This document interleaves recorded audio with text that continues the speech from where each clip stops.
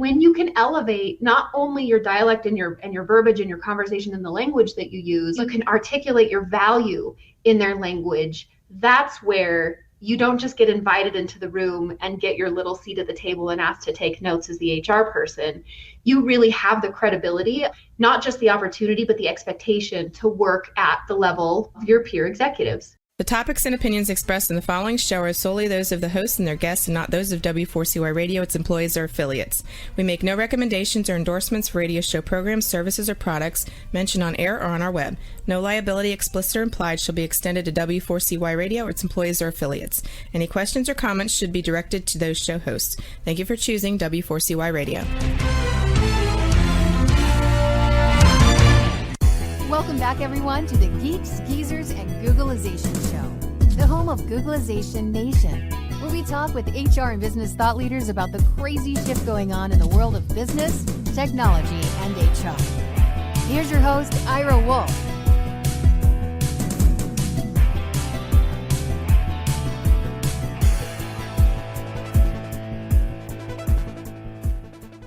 Hey, welcome back, everyone, to Googlization Nation, and thanks for listening to the Geeks, Geezers, and Googlization Show. We are in mid-July, and if you're in business, you're experiencing one of the most difficult labor markets in history.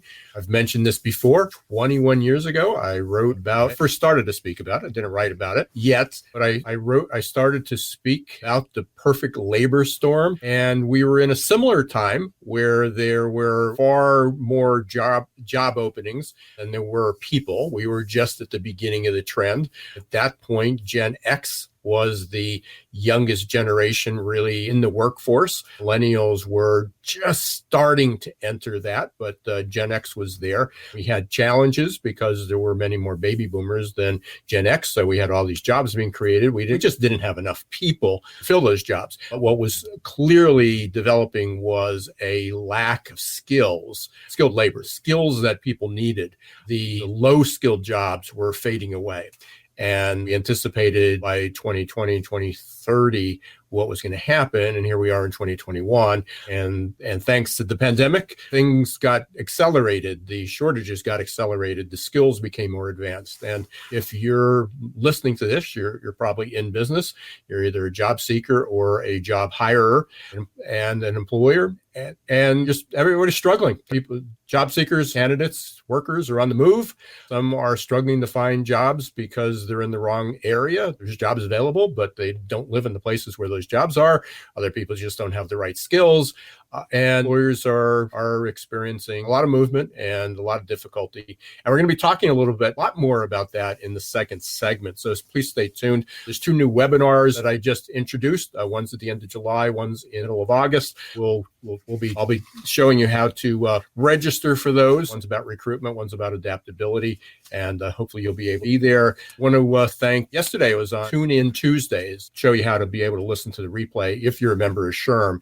It's not public, but I was interviewed on my SHRM, SHRM, Society of Human Resource Management, because I'll be speaking out at the annual conference in September. And I'll also be speaking at SHRM Talent, which is specifically for talent acquisition and recruiters, in August at SHRM, and a few other events. We'll be talking about that in a little bit more, show you how to get the replay on that. I want to thank Ingomo for being our sponsor today. The Ingomo app, if you're using an Android device, it's not available yet on iPhone, but they have almost 100 coaches in almost every discipline, every interest. So if you're looking for a coach, check out Ingomo. We'll hear a little bit more about them at the break. And also thanks to Success Performance Solutions for sponsoring the show, and you'll hear from them as well. Today, I'm really excited about having our guest today. I digitally met Elisa Garn just a few weeks ago on one of our job partners, JobSync. They host a roundtable. I'm an active participant in that. I highly encourage anyone that's looking at very innovative, creative approaches, strategies, to check out JobSync's roundtable. It's every Thursday at 11 a.m. Eastern time. You can go to JobSync. It's JOBSYNC.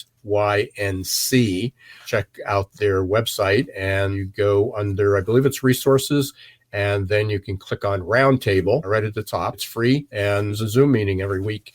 And great presenters, very interesting people, a lot of thought leaders in HR tech and HR and recruitment, and also economic trends. And I met Elisa a few weeks ago, and I thought she had one of the most creative, innovative approaches to, she calls it monetizing HR. I know there's been a lot of talk about HR in the past, struggling to get recognition, and it's also been always identified as an expense. We've talked about that with human capital management, with Solange Shara. We've had a few other guests that we've talked about turning human resources not from an expense into an asset, and giving it real value. But Elisa had really, really creative approach to that, and just a great overall outlook for HR. So I was excited to bring her on. And without further ado, we're going to introduce you to Elisa, and we're going to have another interesting Geeks Geezers Googlization conversation. And there she is, all the way from Salt Lake City. Beautiful Salt Lake City. Not to correct you, but beautiful Salt Lake City. For sure. It's been a while since I've been back there. I'm not sure this week I want to be back there. I think you said it was 108 degrees. Yeah. Still beautiful. Just don't go outside. Yeah. So it's beautiful to look at. And you're bucking the trend. So you moved into a new office, your company that you work with, GBS Benefits, I believe, moving into new corporate offices. So you're going against the hybrid. Everybody said right before the show, everybody wanted to get back to work. We're pretty excited to be in, it explains the poor lighting and why my artwork is on the floor behind me. I promise I'm usually much more polished and put together than this. It's the world we live in, it's That's the next waves of normal. So again, there are businesses out there. I get that asked, I probably do an interview or two a day and asked continually, what do you think about a hybrid? Where is that going to fall? And as I said, there's two extremes. There's hybrid, and there's on-site, and there's remote. And if you have a scale of a 1 to 100, and 1 is on-site and 100 is remote, there's 98 degrees of what hybrid is going to look like in between. And it's still evolving. It's going to evolve for years to come. That's my take. But and by the way, thank goodness. I'm sorry that it took a pandemic to show everybody the mirror that it's going to be okay. But if there's one good thing that came out of the pandemic, it's proving to companies that business can still get done in a hybrid or a remote environment. So that'll work. So I guess the question is, real quickly, because I want to get on to what we want to talk about, because I think it was incredible. It was like, wow, what a great idea, fresh way to look at HR. Are you required? So you have a corporate offices, you're going to set up your physical office, but are you going to be able to work remote a few days a week, or is there a requirement that way? Our business is a lot of client face-to-face for the majority of our employees, but we offer flexibility like a lot of other organizations are right now.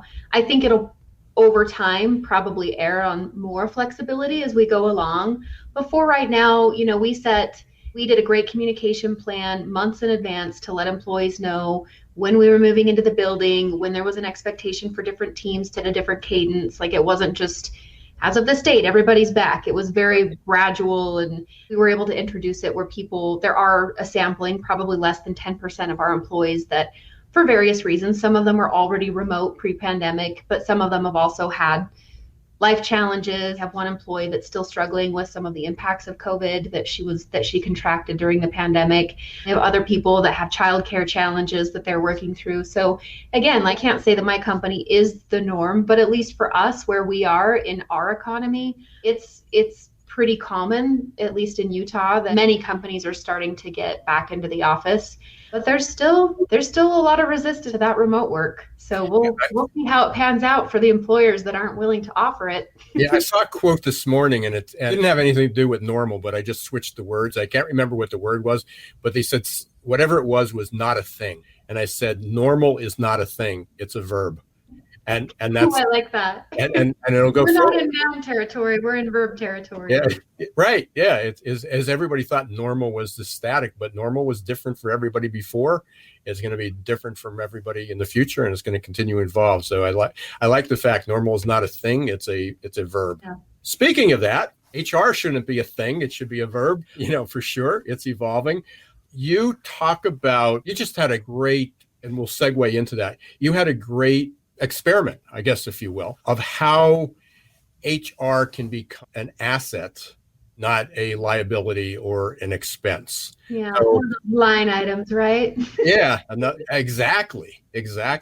So let's talk about that a little bit, because I've been in the business. This is my 26th year in this business, but even prior to that, I came into it 26 years ago. Headline: how do we get to the table? How does HR get a seat at the table? And then most companies have got a seat at the table, and then they didn't have a voice. And in many companies, they still don't have a voice. They're there almost because the company's checked off the box and said, now we got your title, you're sitting at the table, but just don't say anything that's too disruptive. Just agree with it. There should be seen, not heard. Yeah, exactly. You just have this great, other approach. It's not going to be for everybody, for sure. But let's talk about what, the model that you built, and let's see where it goes. There's two examples that I share with this, because my whole life's work, what I care about now and trying to evangelize this whole human experience and better workplaces and all of that, really comes from the credibility of HR, our roles, our profession, and like you said, that proverbial seat at the table. But I'll start with, I speak a lot in metaphors and analogies, so bear with me on this. I feel like I could have written the Bible. Like I should have my own little chapter in the Bible, because I speak so much in parables. So my son, who's 9, we were having family dinner the other night, and usually what he says just kind of flies over my husband and I's head. Like he talks about 9-year-old stuff, and it's whatever's going on in his world, and most of it's gibberish, and he tries to tell us jokes, and they're often not funny. But the other night we were having a conversation, and my husband and I had been talking about something that was pretty adult-like, kind of big pictures, things that were happening in our neighborhood. And my son all of a sudden interjected and had a really interesting addition to the conversation that was at a level well above a 9-year-old. And this moment, like I remember my husband and I looking at each other and then looking at my son, and it totally got our attention. We were listening to everything he had to say, like, tell us more about that. Like, that's so interesting. Where did you even hear that? How do you even know that verbiage? So I share that because I think this happens sometimes in business, where you have the C-suite that's having their conversation at the table, and every once in a while you get an HR person that can interject and start speaking in the dialect and the language of that C-suite, and it gets the attention of those executives because they're not used to HR being able to talk that language. They sort of see them as the kid at the table, like, oh, aren't they cute? They plan fun parties. They're wonderful at what they do, aren't they? We sure love them. But really, like, when you can elevate not only your dialect and your verbiage and your conversation and the language that you use, you can articulate your value in their language. That's where you don't just get invited into the room and get your little seat at the table and asked to take notes as the HR person. You really have the credibility, not just the opportunity, but the expectation to work at the level of your peer executives. So anyway, like, I preface all of that because this is my life's work. This is what I care the most about, is helping HR professionals understand how to speak in the dialect of executives, but also teaching executives how to understand the dialect of HR professionals. They want the same thing. They just don't know how to talk to each other. So 2 ways that I've worked on this, which what you heard when I was able to present on the presentation a few weeks ago. I'm a big experimenter. I like to try things and see what happens. I don't care if it's fully fleshed out. I get crazy ideas in the middle of the night and then wake up the next morning like, hey, let's see if that works. I don't know. Let's give it a try. Yeah. So one of them was this idea of how much time my recruiting team was spending. Now, I was an external consultant on this one, but when I was looking at how much money this recruiting team, between their salaries and wages and all of the candidates that they were placing versus those that they were vetting that were qualified but not selected, my mind was going bonkers. Like, we're losing all of these pre-qualified candidates that we'll probably see again in 6 to 8 months when we have another hiring influx, and hopefully we've stayed in touch with. But in the meantime, these are great candidates that we just don't have enough positions for. How can we capitalize on being able to monetize that? There's got to be a way that we can make money here. And I had come from a recruiting agency background, so I knew how those were structured. I know that there's a lot of money in recruiting, a lot of money, especially if you're a good recruiter. But I didn't want to take advantage of that. I didn't want to exploit recruiting fees and turn our business, our corporate recruiting into that. But what I did recognize is a lot of them were entry-level positions, a lot of customer service, ones that the skills would be applicable and transferable to many of our competitors' within the region, and not direct competitors in terms of we sell the same product, but competitors in terms of talent competition. Right. We're going Everybody's after the same these days. Yeah, that's a huge problem today. Everybody's looking within, who has experience, and the fact is you not only do you have to look outside those industries, but everybody's competing for the same talent pool. Mm-hmm. And in some regions right now in Salt Lake City, we can't get people to show up for interviews. I mean, if you show up to an interview, your chance of getting an offer just skyrocketed about 200%. So in different regions, I know that it's a different story. There's an influx of candidates that are applying for jobs and they're just not getting hired. And you shared some of that in your beginning presentation when you were doing the introduction. So this particular model, maybe for where the economy is right now is not totally there. But magic of what we built was, for one, scalability. I mean, you could take this and you could replicate it in a business that does very minimal hiring, but you could also scale it on, potentially a much larger business that has hundreds of thousands of candidates and applications coming through with a broader talent team. The investment is the time and energy to build out the process and then following it through and making sure that you're paying attention to the candidate experience so you're not damaging your reputation or those that opt in to participate in the program. But essentially what we did is we said, look, we know that these are our qualifications based on our job descriptions, our job ads, the candidates that come in, our values. And we went and talked to some of these other talent competitors of ours in the market and said, look, you're interviewing a lot of the same people we are, and we're putting the candidates through several interviews too. They're going in for 4 or 5 interviews and dragging out their own talent process for 4 to 5 to 6 weeks waiting for an offer. What if we could narrow that down for them so they get offers more quickly? Also take on some of that, or take away some of that time and time to hire, like get our metrics down. If we can share our notes and talk about, we met these people, they're great, here's their skill set, this is their comp that they're looking for, do you want to hire them? And we basically built a co-op of talent where, with these 3 partnering companies that were participating, we're able to share candidates that one company would vet them based on their criteria. And we had a shared template of, these are the baseline. If you're going to share it with the others in the co-op, these are the things that they need to require. And whoever placed the candidate from original recruiting agency or company just paid a $500 referral for each one that was paid. So the money that we were able to make as a company within 6 months of implementing this pilot program paid for the entire salary of our talent team. That got the attention of the C-suite, because all of a sudden they're like, where is this money coming from? I'm also a forgiveness, not a permission person. So I did not ask anybody for permission to do this, which in retrospect as an HR professional is probably why I'm not a practicing HR professional right now. But it's proved the point that sometimes you have to take a risk. And I'm not talking like legal risk, put your company in jeopardy, do crazy stuff kind of risk. Business model risk. Exactly. Evaluate what's the ROI here. Could there be some potential? What's the fallout? And in our case, it was really successful. We built stronger relationships with these other companies in our community. They don't know exactly how it fleshed out after I left, because again, this was a consulting gig, but I think that it grew. They were able to bring in some other companies. There's still some of them that are participating in it today on a smaller scale.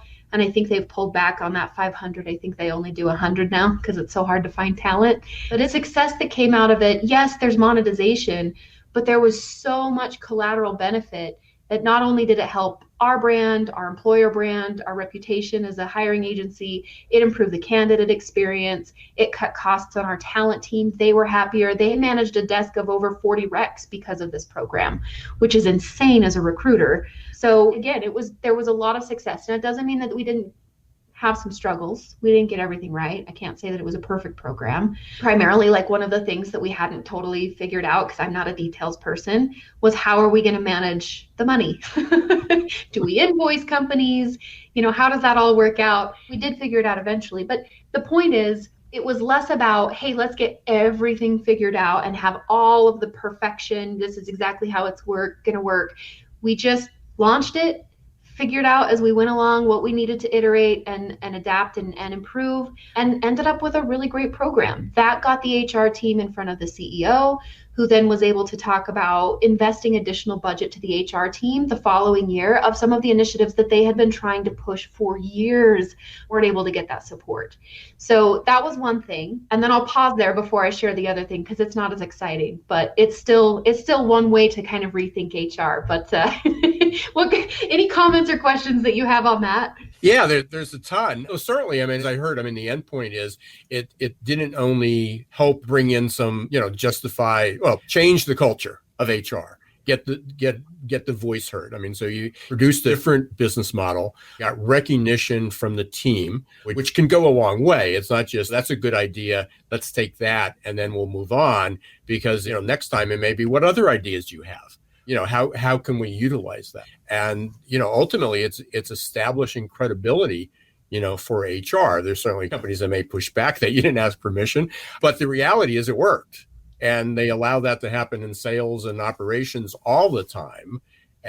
But HR sort of becomes this bureaucracy, compliance, regulatory mess. I just read a really, really interesting term, and they called it organizational rot or organizational dry rot. And, it was about how bureaucracy, regulations, and compliance just eat away at the fabric of a company until it's too late. It's like, why did the roof, why did it cave in? Why did the porch fall? Why did my foot go through the floor? And somebody says, oh, you have dry rot. It's happened for years. You just didn't know it. So, and sometimes, again, when you get buried by bureaucracy, compliance, and regulations, eventually it caves in. And so this is a real opportunity. What I loved about it was an opportunity. I've suggested this since, it was a month ago that I think you were on the round table, maybe even longer, time flies. But a couple of conversations is, what can we do differently? Do you have any suggestions? Where do you source? And, one of the areas that people don't accept is that when you recruit, whether you get 10 applications or 1,000 applications, you usually only hire one person for that job. And what happens to all the rest? And a lot of companies just restart the wheel every time. They just go back to the drawing board. We got a new rec. Let's start the ad rather than going back to the current people. So one is creating a talent pool within your company. But what a great resource to work with I love the term co-op. Create a co-op with other businesses in your industry. With remote work, they don't even have to be in the same locale. It could be anywhere, and share, obviously there's a level of confidentiality. There's got to be a lot of trust because everybody is competing for this talent, but it's really an innovative approach. And again, I've shared it multiple times. Good. Yeah. Good is getting out in the world. It's rippling out. Yeah, for sure. You mentioned one of the mistakes was, a do-over is like, oops, we can charge for it, but we forgot to invoice. Was there another strategic, or is there something else if you had to do it again? If somebody called you up today and said, hey, can you help us implement this? What would you do differently? Knowing what I know now, I've had a lot more experience since then on building out journey maps and understanding critical touch points and more of the strategic design of how a program like this worked. I mean, it was good enough at the time because I had recruiting and agency experience to be able to formulate more of the business model of it. But in thinking through the impact of my team, the hiring and talent team, and that of the candidates, as well as our co-ops, do wish that we would have mapped that out just a little bit more to better understand, like, again, those critical touch points of, if this particular piece goes wrong, how do we bring it back to the path that we want?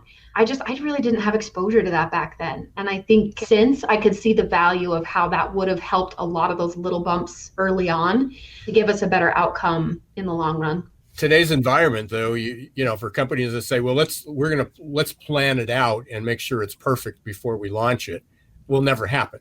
Don't even get me started on design thinking concepts. Like, once I learned about agile versus waterfall, which for your audience, if you don't know those two terms, agile, waterfall, Google them. HR is notorious for waterfall. We want everything to be perfect and lined up and know exactly all the things that could possibly go wrong before we tend to make a move. And it kills us. It kills us in our profession. It kills us in our business. It kills our credibility. And it absolutely kills us from staying relevant because we wait so long to make sure that things are perfect that by the time we roll things out, people have moved on. Like there's Talk something about a else. fixed mindset, right? Fixed versus growth mindset, right? Yeah. Yeah, for sure. Got a few minutes left, and you quickly share your second story. And then I also wanted you to kind of just introduce the idea, what the three personas of HR are. Sure. Yeah, I'll be brief. So the two other things that I was going to share, which kind of correlate together, is if you run an HR department or a talent team and you don't have your own P&L statement, your profit and loss statement for your department, please invest in one. Even if it's not something that you give to your CFO or something that they're holding you accountable to, I can promise you that this is going to give you language and the ability to go into your CEO when you need to be able to talk about your value. Most CEOs do not understand what HR does other than like the 12 days that they get in their MBA program. Like it's payroll benefits, keep me from getting sued. That's their expectation. We know we do a lot more than that, but they do not. The other thing that I was going to share is if, when you're looking at like a boomerang candidate strategy or keeping candidates warm and engaged, that really gets more into proactive recruiting, more of the headhunting and talent sourcing, keeping those people engaged. GM has a really great program that they rolled out roughly 14 years ago, which was the other example that I shared on that conversation a few weeks ago, which you guys want to connect with me after. I'd be happy to give you more details about it. It's a really, really cool program from we want to hoard the talent, but we have to wait for the timing. These positions are opening. How do you keep that talent warm? So if anybody wants more information on that, then I can share it separately. But the personas, I know that this is something that I talk about a lot when I do these public presentations because I'm telling you, like, it's changing the world. Like I've seen so much impact and I love it. But I like to use, again, metaphors and speak in parables. So I use the metaphor of a city, and the three different personas, primary personas that I talk about are traffic cops, city planners, and mayors. So your traffic cop HR people, highly reactive, very policy driven. They're blowing their whistle in the thick of the drama all the time. These are usually your generalists, your office managers. They are doing everything, but they're so busy reacting to the needs of the business that they don't have time to pause and look at the strategy. So mindset, they're usually a bit more analytical, a bit more logical, but I've also met some that are really creative. They have the candy jar on the desk and they love to plan the parties. It's not that they're not valued in the company, but their value tends to be very subservient. They're almost always asked to take notes in meetings.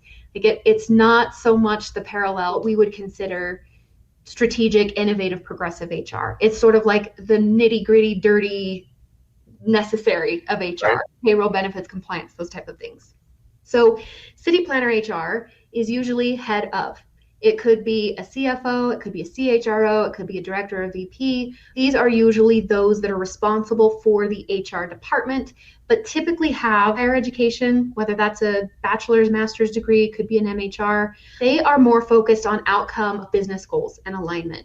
So they're typically thinking several, 2 to 5 years down the road. They're usually very entrenched in the organizational development design and almost always have budget responsibility.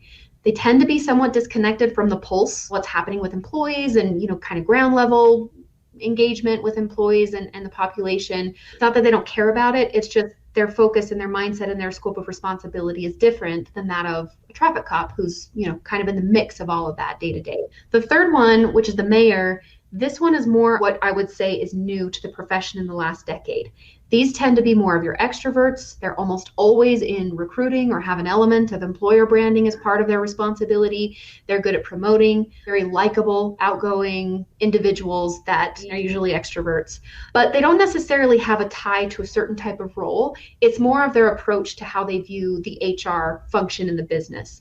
They tend to be more focused on things like employee experience, how that benefits the organization. And so they're looking at it through a lens of, yes, it's business and it's strategy, but they're doing it through a human element rather than a business black and white element. So as I've shared these, what's interesting when I have this conversation, especially with CEOs, and I ask them, what's the priority in your business today based on those three, levels of value, they always tell me the same thing. It's like, well, I want all three. Right. Great. Well, hire 3 people because expecting one person to do that is likely. But as we get a little bit more and we dig into that, it creates, again, this shared language. Now they're talking to me in the same parables and they're asking questions and they're engaging in the dialogue of, they're starting to understand where they don't need to know your daily task list of all the things that you did, like your I-9 audits and your FMLA paperwork.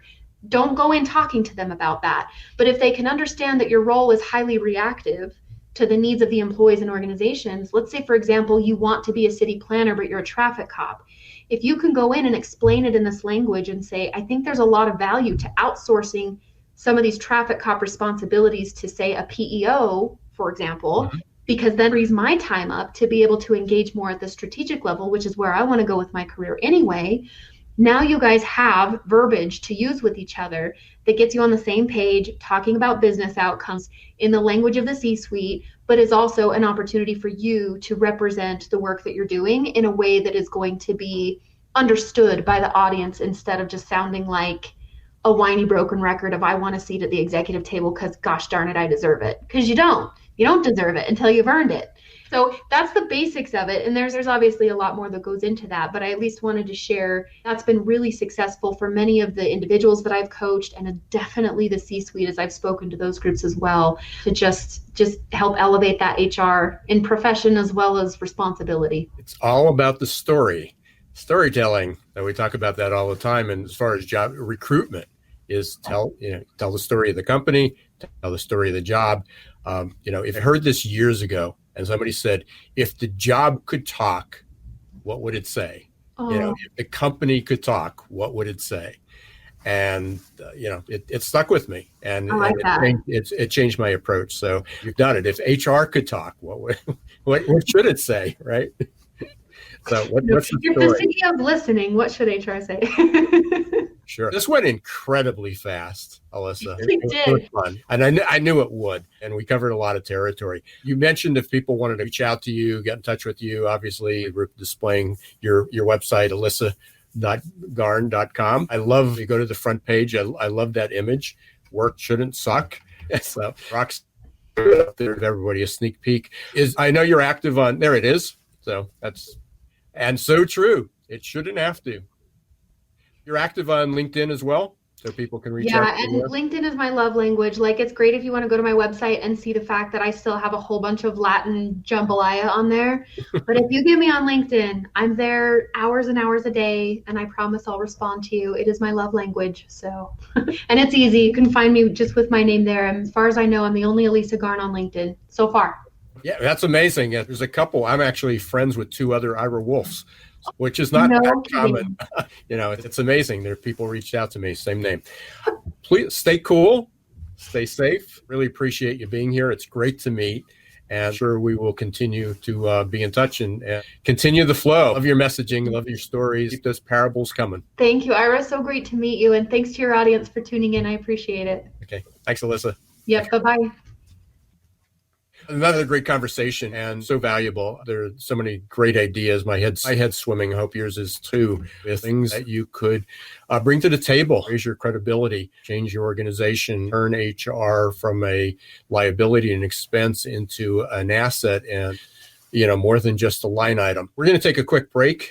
We're going to hear from Ngomu, our sponsor, and Success Performance Solutions. We will be right back. Please stay tuned. We're going to talk a little bit about some recruitment tips for recruiting in the age of Googlization. What's happening? What are some of the workforce trends? Imagine growing great employees and advancing emerging leaders for less than $1 a day. The Ngomu app will support your employees in a myriad of ways, from career and personal development to health and wellness. No need to schedule and hold training. Just have them access over 90 coaches for live virtual group and one-on-one coaching for whatever topic they need or want to work on. Anytime, anywhere. Learn more at ngomu.com today. Hiring top talent shouldn't be left up to the roll of the dice. And yet, that's exactly what many organizations do. They roll the dice, cross their fingers, and pray for a better outcome. Hiring the right employees the first time is much too important and way too costly to leave to a game of chance. Your employees and your customers deserve better. For 25 years, Success Performance Solution has been helping small and medium-sized businesses hire smarter. They offer pre-employment and leadership assessments from typing and data entry to C-suite competence. Whether it's production, sales, healthcare, call centers, or management, Success Performance Solutions can help. Visit their website at www.successperformancesolutions.com to schedule a free demo or call 800-803-4303.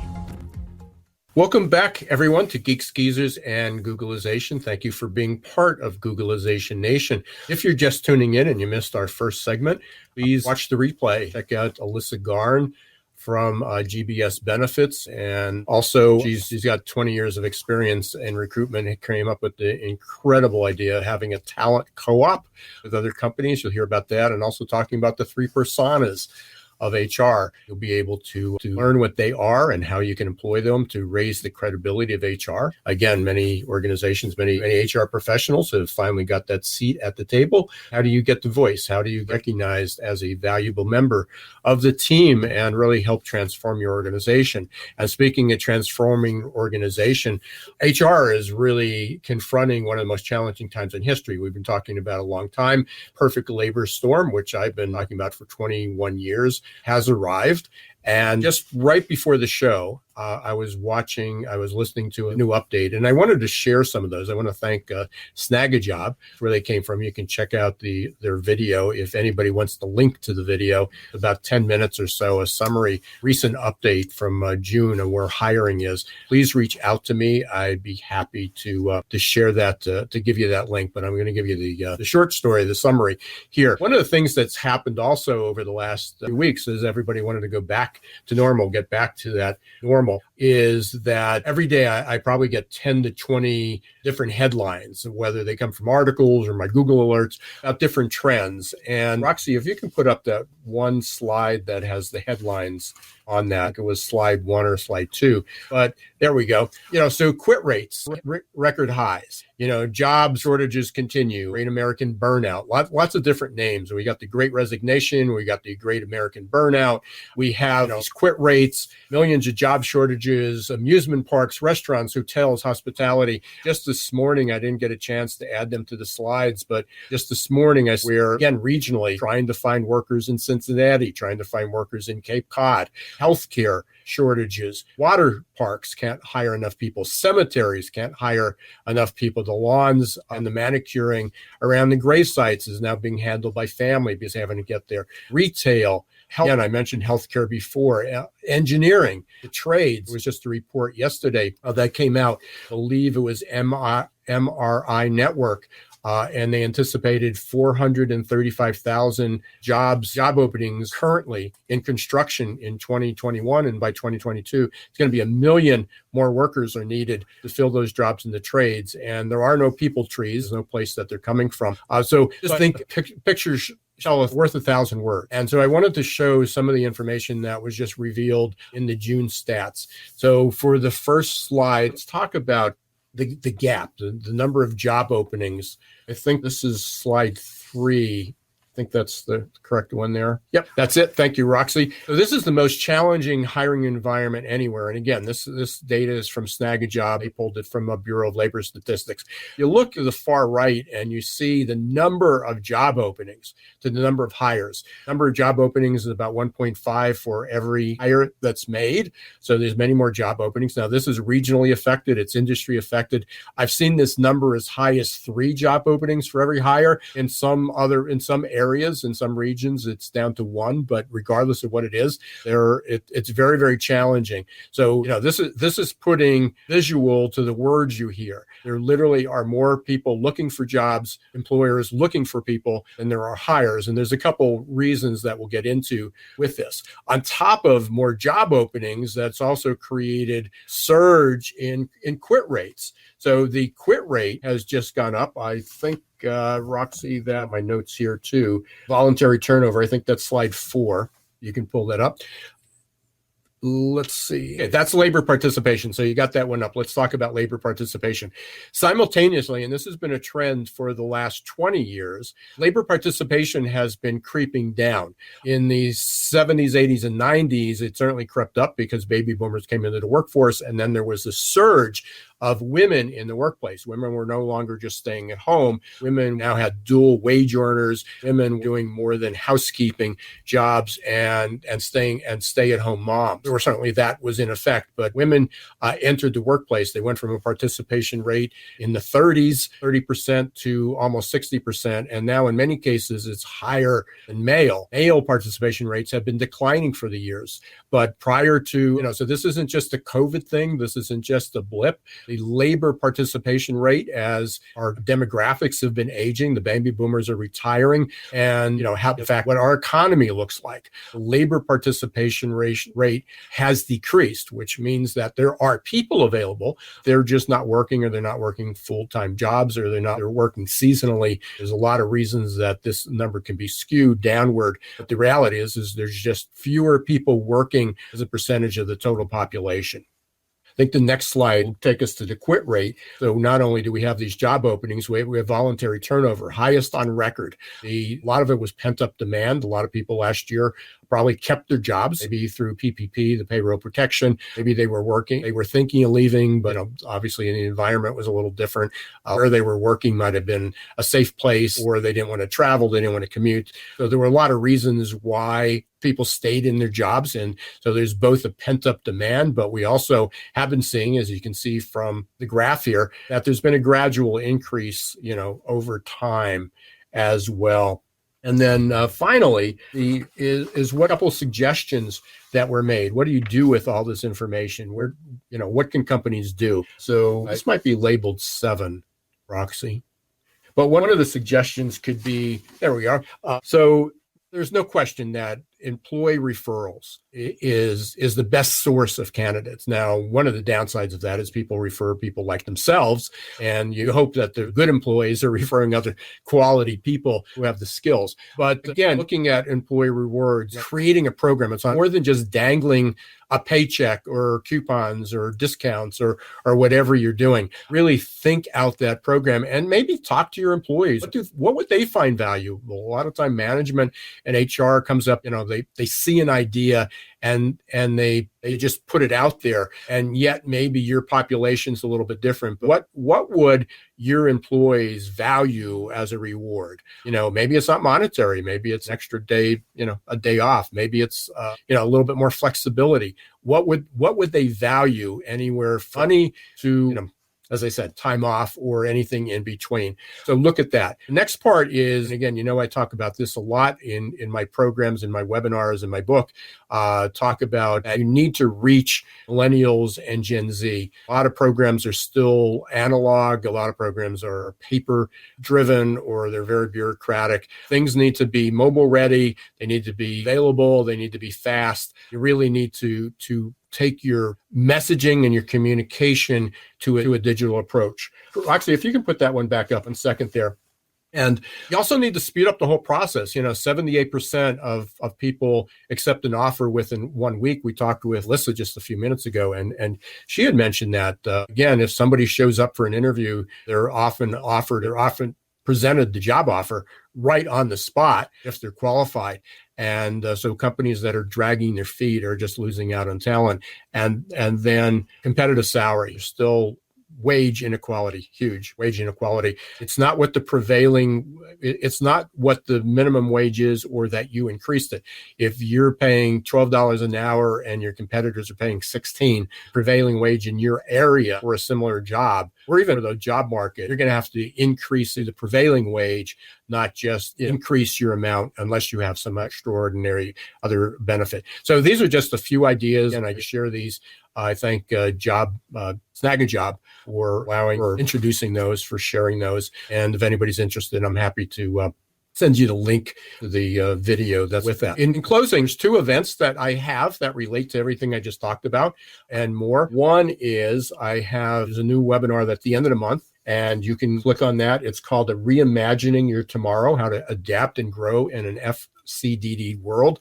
FCDD, if you recall, mentioned that many times in the past, is frustrating, confusing, disappointing, and distracting. How do you un-F your environment, your job, your career. So that is scheduled for, I believe it's July 27th. You can go up to successperformancesolutions.com. Right at the top, there's a button to click for more information and to register for that. And then the second webinar is scheduled for August, and it's called Your Playbook for Recruiting in the Age of Googlization. This will be participative, and there is a fee for it, but if you purchase my book, whether you purchase it from my site, which is besthrbook.com, that's besthrbook.com, or you go to Amazon. You're a member of Amazon, you can get a Prime, it's available there. But if you send me the receipt, if you've purchased my book and you have it, I will register you for free for your playbook for recruiting in the age of Googlization. That's a mouthful. So 2 new webinars coming up.